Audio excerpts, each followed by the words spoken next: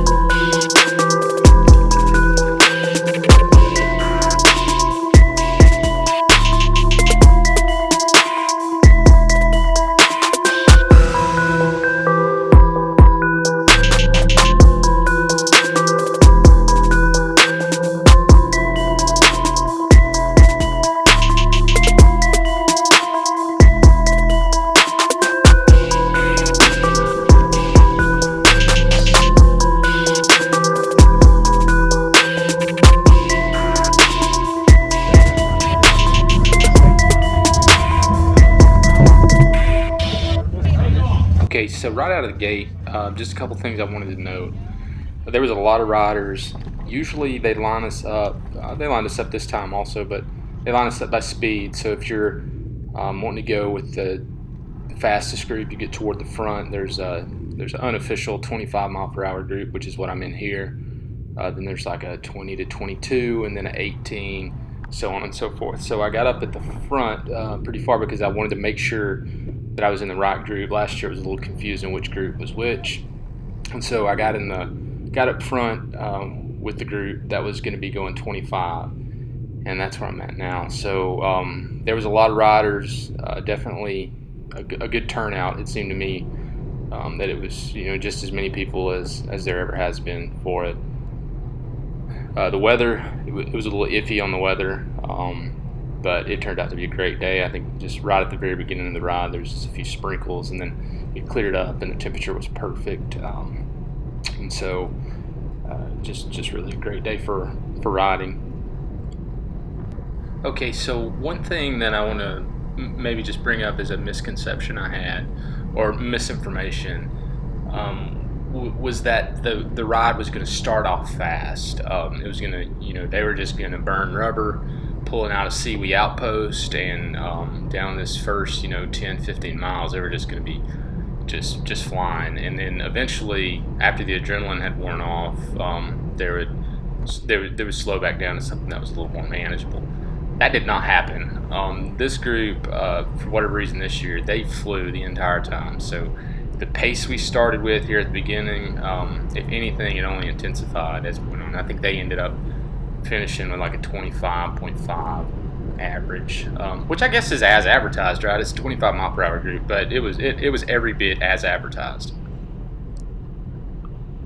One thing I think that I would just point out in the way of, maybe we'll put it in the excuse making category, is I probably burned some matches in the first 25 miles that if I hadn't have burned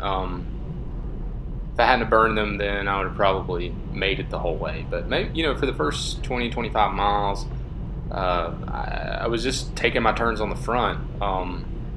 As you can see, most of the guys that are doing the rotation, all these lime green and white and blue kits, these are all Oceanic Racing guys. So there's also low country racing, you can see here behind me. And so super fast guys, and hats off to all these guys because they did the work all day long. Even when I got too tired to pull, these guys are still up front doing rotations, and had it not been for them, nobody's getting a 25 mile per hour average. So they just killed it all day long. And my thought was, going into this, I've never ridden up front in any group ride I've ever done. I want to take my turns in the front. So I did that for like I said, a long time, and until I just couldn't do it anymore, and then finally had to take shelter back in the back, and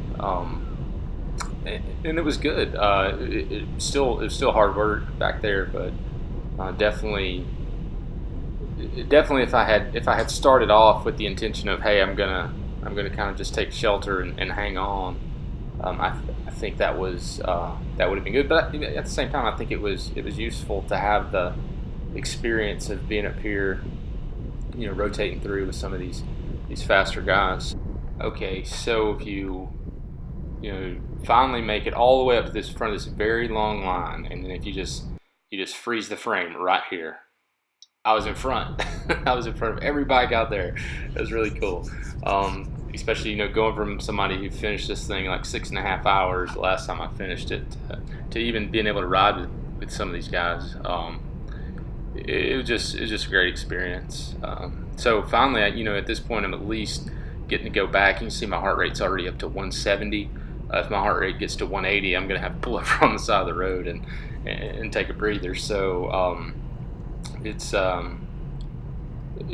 certainly not easy, and all I'm hoping for here is to learn how much rest I'm actually going to get by the time I get rotated back to the back of this line.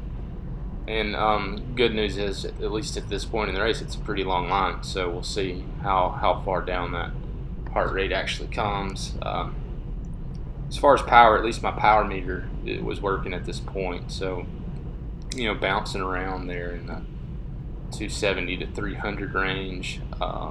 is manageable for me. So you can see the heart rate trend starts to come down.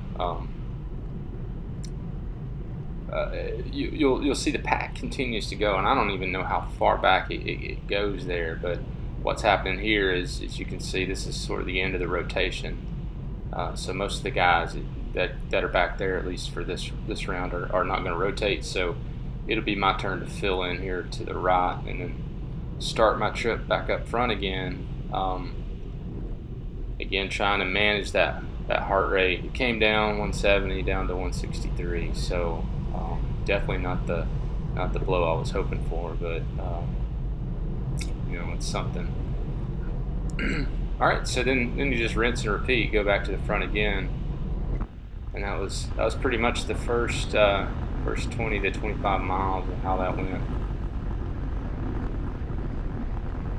So one thing I wanted to show you is if you're just skipping ahead here in the action just a little bit, you can see I'm about to the front again. I'll rotate over. Now my heart rate's going to top out at 173 on this pull, where I think last time it was like 170. And so 180 is max, and definitely trending in the wrong direction. As this group gets smaller and smaller, as people are dropped or less people are taking turns in the front, then it's only gonna get harder. So that's just a point of note of, hey, you really got to figure something out, or you're not going to meet that goal, certainly, of being able to stay with these guys for the whole ride. So here I finally make my way back, and I think actually I'm looking for a way to get out of this rotation more than anything. I hadn't figured out how to do it, and my worst fear is to get over there and have this pack just completely blow by me. So I get to this point, and maybe just try to see if any of these guys are gonna fill in. It doesn't look like that happened. So for whatever reason, big mistake on my part is I jumped back in there again, and I took off. So now I'm stuck on this carousel of pain for one more go around, and heart rate's at 168 as you go to the front. So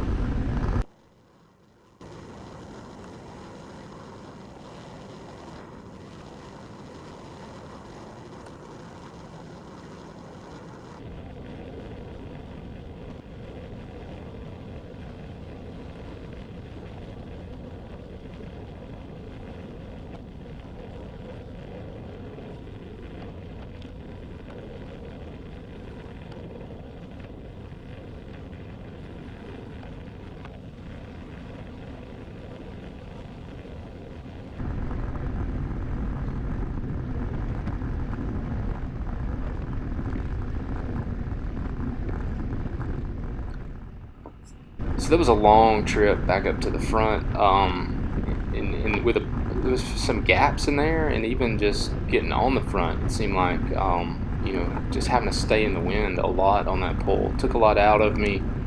The pace was 28, 29 as we came back forward, and as you can see here, my heart rate is 176. So I'm actually on the verge of just being done if I don't figure out how to get some relief from what's going on.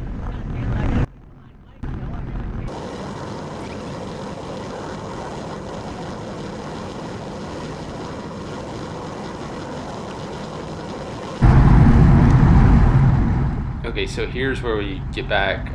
See my buddy rotates over there, and these guys are basically the front of the ones who are not rotating, and I am eager to join their ranks at this point. And I'm less concerned about how I do it this go around. I'm just gonna kind of crash the party right through the middle and start get back here so I can find some air to breathe and just see if I can get myself back in a position where I'm not on the verge of being dropped. So the big thing that moving out of the rotation and getting further back here allowed me to do, as you can see already, my heart rate back down in the 159 range, which is much needed because at least feel like I'm not one surge away from being dropped. You know, if suddenly the pace picks up or we hit a hill or something, I've got some capacity to be able to cover something like that. And it was also good to get back here because I found, you know, a few guys I ride with quite a bit, and we were able to work together as a group, even back here, to just kind of protect each other, shield one another, and all that. So I couldn't have been happier with how the ride went. You know, the biggest thing that happened, like I said, I definitely burned some matches. Up at the beginning of the race, I certainly burned some matches getting in the rotation, but I don't think I would have changed it. It was a good experience, and it was good to ride in that kind of a rotation at those speeds and just get a feel for what that was like. So I'm glad I did it. So it turned out what ended up happening toward the end of the ride was about 13 miles to go. I just kind of ran out of gas, ran out of water.